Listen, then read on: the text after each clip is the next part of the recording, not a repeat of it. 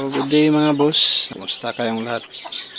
Tagal-tagal din tayong hindi nakapag-upload mga boss sa ating YouTube channel. Ang gawa ng busy tayo sa ating trabaho. So for today's vlog mga boss, gagawin tayong smash. So kalimitan talaga itong issue ng smash mga boss.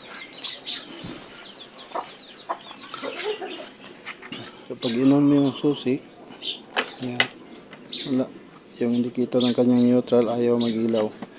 So sabi ng mayari nung pupunta siya ng trabaho, sobrang lakas ng ulan, so bilang nawala yung dito, yung mga ilaw, pati yung mga kanyang horn signal light ayaw na.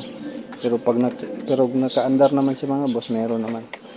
So sinik ko yung kanyang baterya, malakas naman yung kuryente.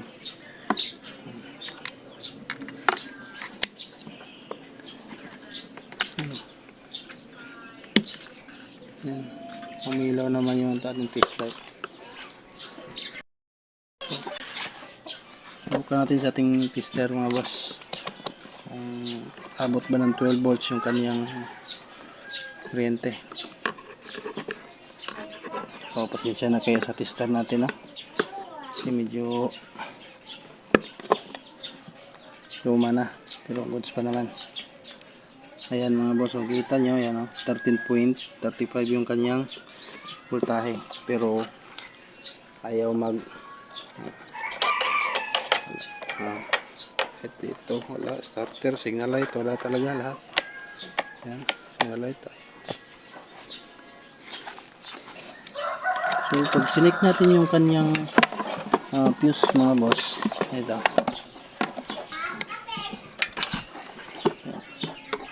buo naman yung kanyang fuse. Yan. So buo naman siya, wala naman siyang putol.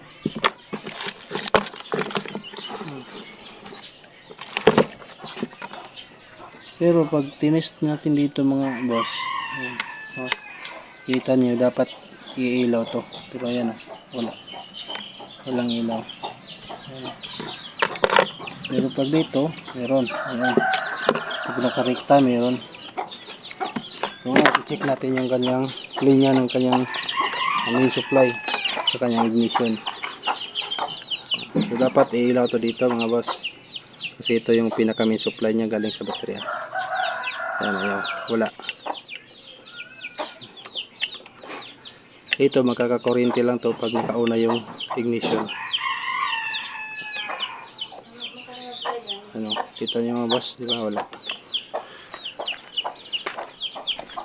Subukan natin i-check yung kanyang linya papuntang starter relay ito, kasi nakadugtong itong ating linya ng fuse doon papunta sa ating starter relay.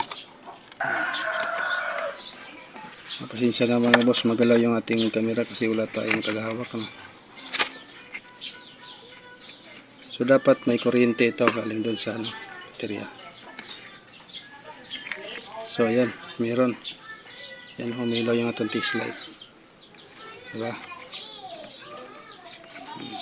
So itong dalawang wire na to, ito at saka itong red na may stripe na white, at saka itong pure red, ito yung wire na papunta sa ating fuse. So ngayon, susubukan natin itong hugutin kung okay pa ba. So ayan, nahugot siya Yan So ayan ang mga problema mga boss. So ito yung kanyang problema. Ayan naputol na sa pagkakahinang yung ating wire na papunta sa fuse. Ayan, kita nyo. So ito, dapat dito yan. Ito yun, nakadikit yan dun sa ilalim. Kaya ito yung dahilan kung bakit ayaw mag-supply ng kuryente kapag inon nyo yung susi. Kung naka-standby lang, inon nyo yung susi, wala siyang ayaw umilaw, ayaw mag signal light, So walang function yung kanyang main supply sa galing sa battery pag naka-standby lang yung motor. So pag naka-andar naman siya, pwede naman siyang signal light, pero kaya lang kapag gumamit ka ng ilaw, mahina. Pag nagbusina ka, mahina din. Kasi walang supply galing sa accessory wire. So ito kasi mga boss, itong dalawang wire na to, ito yung kadugtong doon papunta sa ito sa red wire na to dito sa ating ignition. So ngayon idudugtong muna natin ito.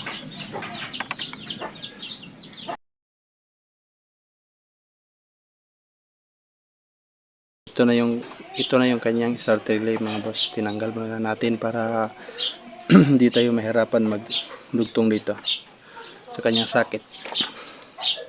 Tanggalin muna natin itong pinaka main supply talaga na galing sa baterya. Dahil lang naman tanggalin mga boss, na susungkitin lang natin ito dito sa ilalim. Betul ka ano? Kuha na yun siya ng Tire. tire na raw sa main gid niya ba? Mana way kurente? Diri sumpay mga saka nang guro sa kuan Sana lisdan na. sumpay ra na. Pera. Bilisan natin ng wire. Siya. Yang lagi ni. Sakwan din mo.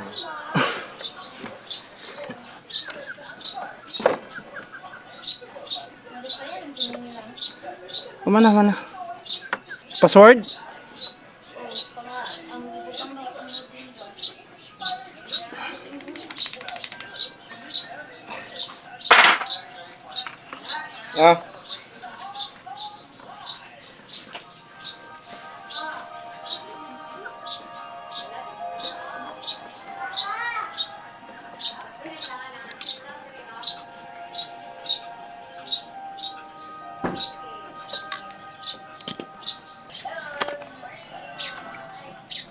So ayan mga boss, natanggal na natin.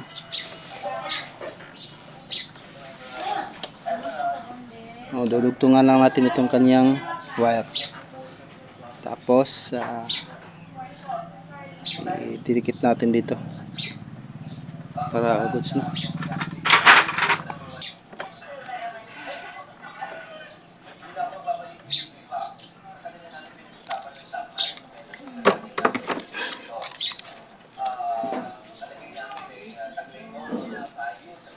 Kahit anong kulay mga boss, pwede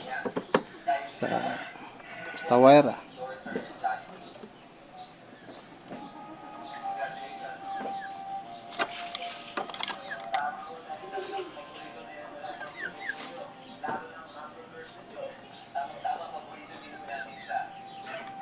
Minsan magtaka kayo na bakit malakas naman yung battery tapos walang supply sa kanyang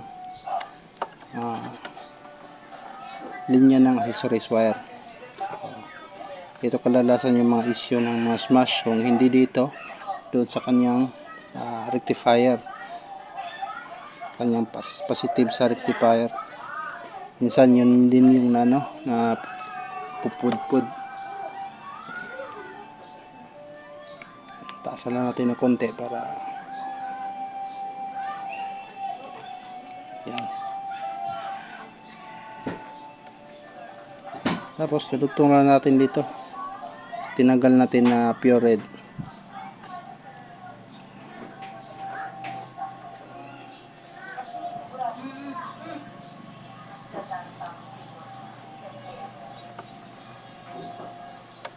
Tapos lagyan natin ang electrical tape para mas lumaki-laki yung bayad.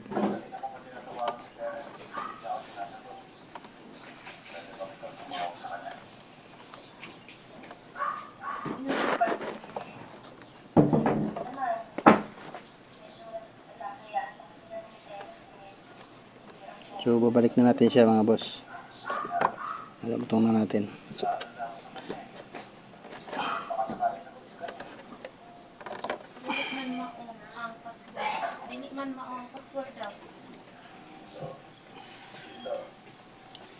So balik lang natin tong kanyang relay. Ito na, susubukan na natin kung meron na ba siyang supply.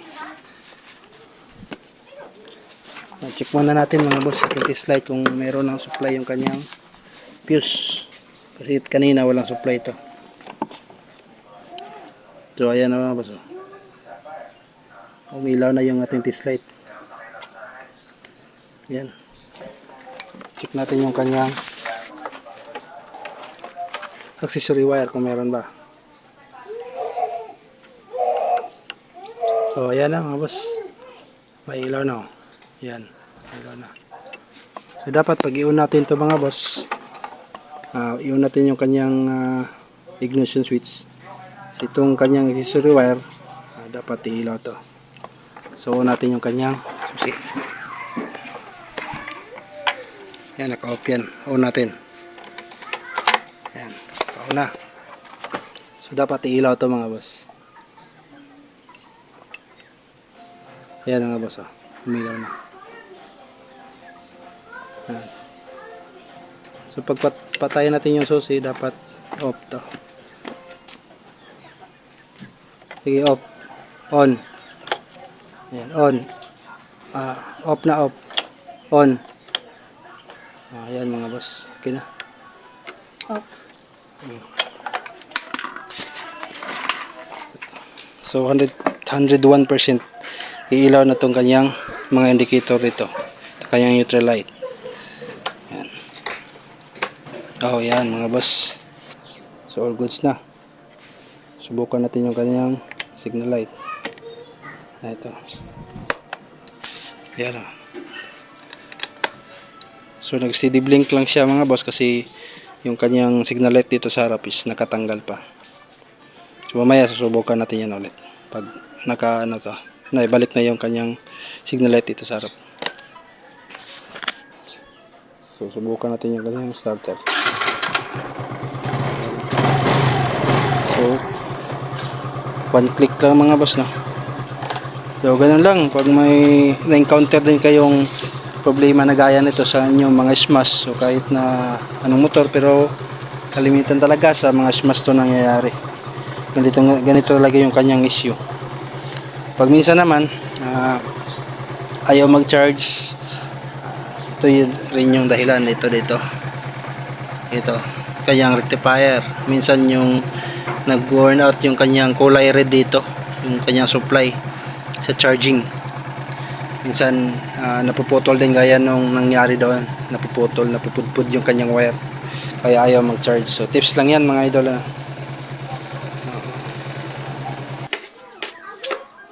Try natin mga boss kung okay na.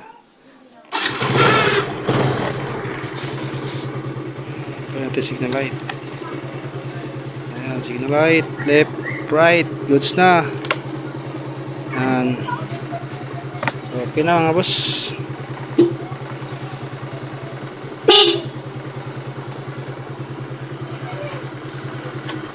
So, yan mga boss.